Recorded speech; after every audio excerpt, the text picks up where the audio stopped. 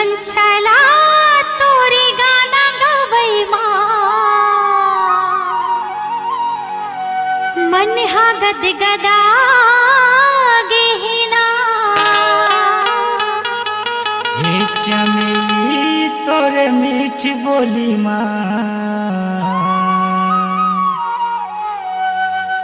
आठों अंग जुड़ा गहना।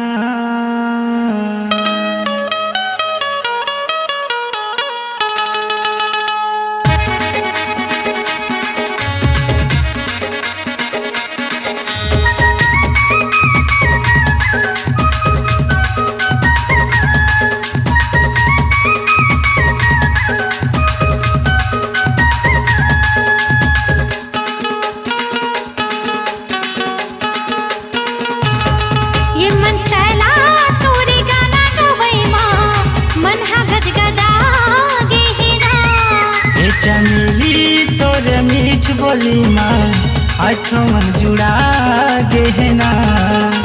जबले देखो मैं तोला जबले देखो मैं तोला मती छड़िया गहना। ये मन चला तोरे गाना गवई माँ मन हा गद गदा गेहिना।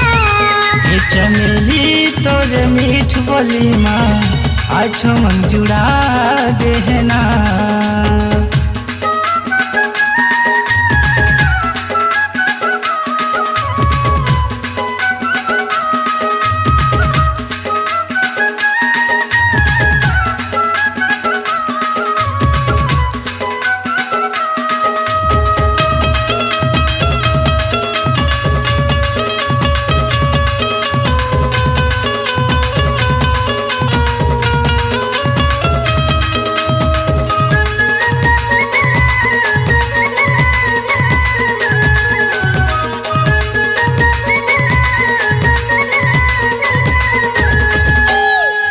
फसाए मोला रे कारी अपने फना महो और पिछू माँ हो गए दीवाना सही बताना वो।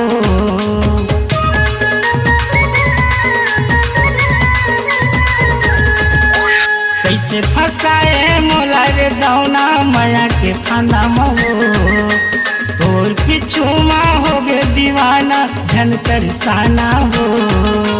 डबरा कस मछली मोला डबरा कस मछली मोला तय मता डरना। ये मन चला तोरे गाना गवई माँ मन हा गद गदा गेहिना। पार्वती तोरे मीठ बोली माँ आठों मन जुड़ा गहना।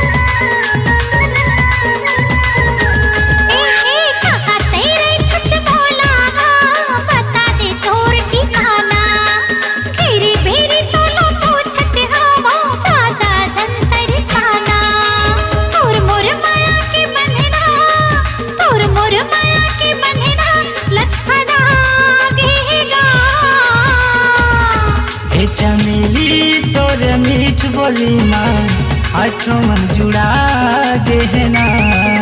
मन चला तोरे गाना गवई माँ मन हा गद गदा गेहिना। जबले देखो मैं तोला जबले देखो मैं तोला मती छड़िया गहना। मन चला तोरे गाना गवई माँ मन हा गद गदा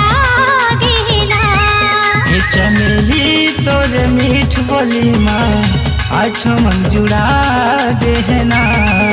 मन चला तोरी गाना गवई माँ मन हा गदगदा गेना। मोरे ही ना तोर मीठ बोली माँ आठों मन जुड़ा देना। अपनी आवाज को दीजिए एक नया मुकाम।